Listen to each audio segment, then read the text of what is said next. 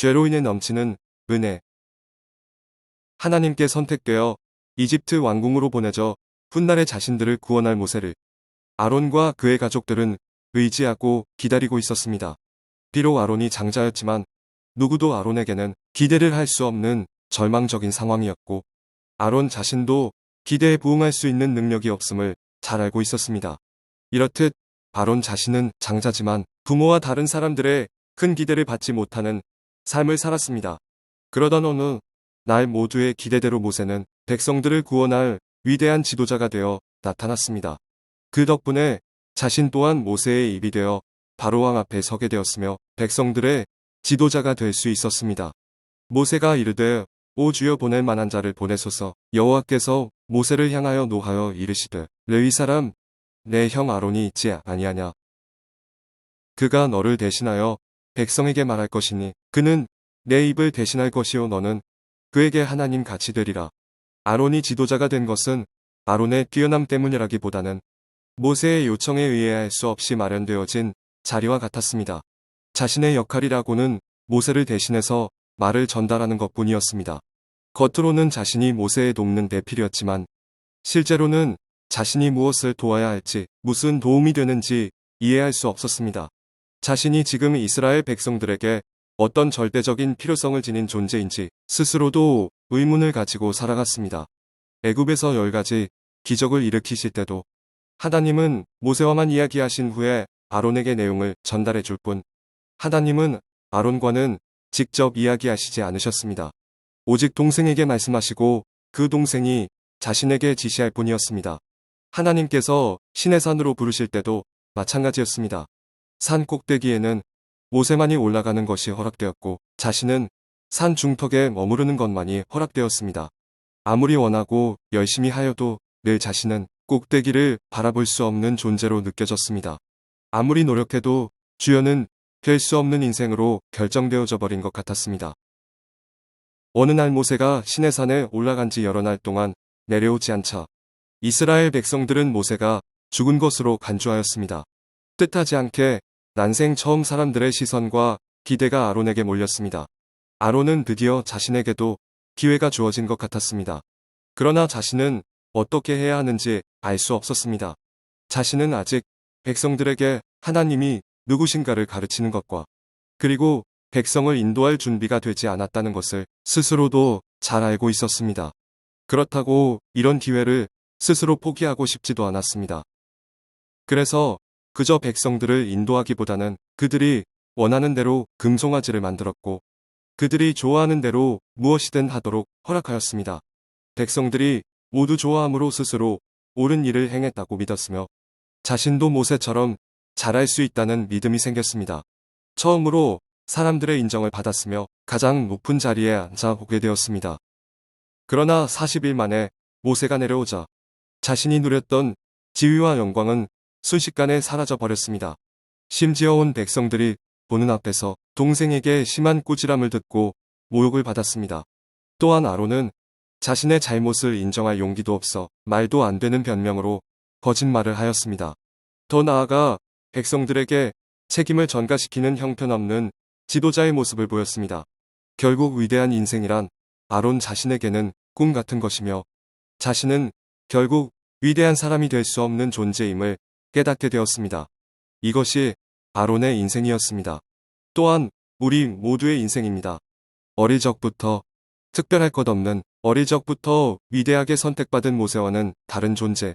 하나님 나라의 기껏해야 조연 같은 위치. 하나님의 눈에 큰 기대감이나 존재감이 없는 사람.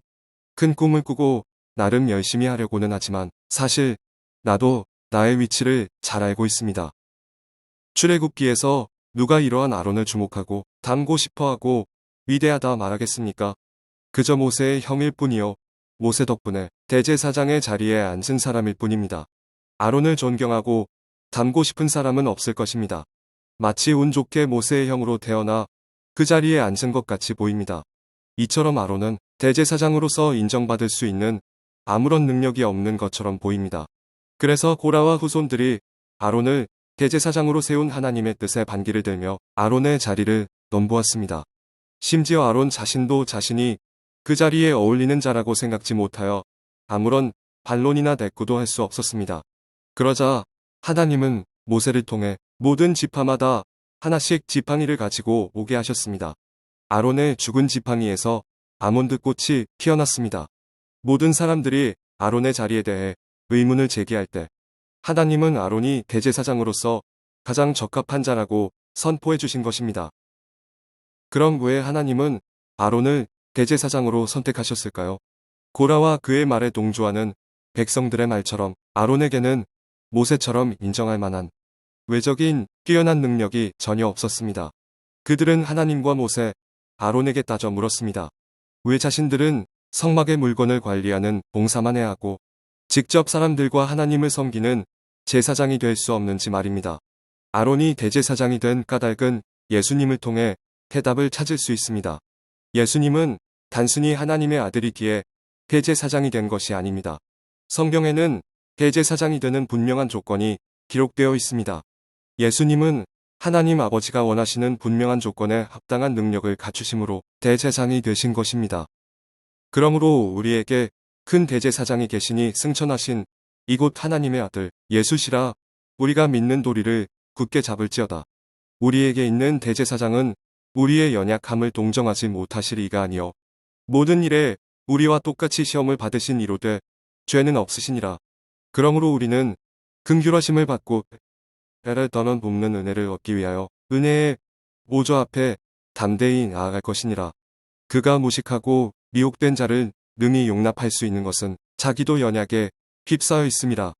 그러므로 백성을 위하여 속죄제를 드림과 같이 또한 자신을 위하여도 드리는 것이 마땅하니라. 이 존귀는 아무도 스스로 취하지 못하고 오직 아론과 같이 하나님의 부르심을 받은 자라야 할 것이니라. 히브리서에서 예수님이 대제사장이 되신 것은 연약한 자를 동정하는 마음과 어리석은 자를 언제나 용납할 수 있는 마음을 소유하셨으며 그러한 백성들을 자신의 생명보다 더 사랑하셨기 때문입니다. 민수기 16장에서 고라 사건으로 많은 백성들이 죽자 그 일로 인해 또다시 백성들이 모세와 아론을 원망하였습니다. 그때 하나님의 영광이 나타나서 이스라엘 백성들을 순식간에 멸하실 것이라고 말씀하셨습니다. 하나님은 모세와 아론에게 백성 곁을 떠나 죽음을 피하라고 알려주었습니다. 순식간에 전염병이 퍼져 수많은 사람들이 죽어나가기 시작했습니다. 그러자 아론은 모세의 명을 따라 죽은 자와 산자 사이에 서서 백성들을 위해 하나님 앞에 속죄하였습니다. 백성들 가운데 전염병이 창궐한 그 순간 아론은 도망간 것이 아니라 예수님과 같이 생명을 걸고 하나님의 진노를 돌이킨 것입니다. 이것이 아론이 대제사장으로 선택된 이유였습니다. 아론은 자신을 죽이려던 백성들을 위해 엎드림으로 진정한 대제사장으로 거듭나고 새롭게 부활하였습니다. 그럼 금송아지 사건에서 자신의 잘못을 변명하며 백성들에게 죄를 전가시켰던 무책임한 아론이 언제 무슨 일 때문에 갑자기 백성들을 동정하고 때를 따라 도와주며 자신의 생명을 바쳐서라도 구원하기 원하는 진정한 대제사장으로 변화된 것일까요? 민수기 12장에서 고라 자손이 반역한 것처럼 아론은 누나 미리암과 동조하여 모세에게 반역한 적이 있었습니다. 그 결과 미리암에게 문둥병이 발생했고 모세의 부르짖는 긍휼의 기도를 통해 용서와 회복을 경험하였습니다. 이것이 그를 대제사장으로 만드는 결정적인 계기였던 것입니다. 고라와 그의 동조하는 백성들의 마음을 누구보다 아론은 잘 이해할 수 있었습니다. 죄에 대해 변명하고 책임을 전가하는 그들의 마음을 잘 알고 있습니다.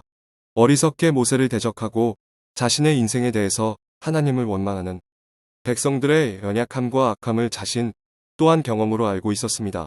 그렇기에 누구보다 그들의 연약함을 동정하였고 그런 자들이라도 이스라엘 백성으로서 함께 살아가기를 원했습니다. 자신의 경험에서 창조된 동정심, 이것이 하나님의 진노 앞에 자신의 생명을 바쳐 그들을 용서해 주시고 용납해 주시도록 기도하게 만든 힘이 되었습니다.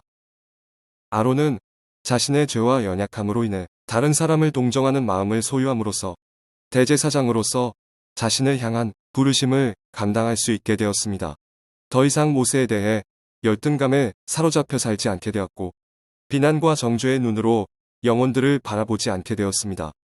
이처럼 모든 성도들이 하나님의 예배자로서 이 땅을 섬기는 자로서 갖추어야 할 조건은 바로 동정하는 마음입니다.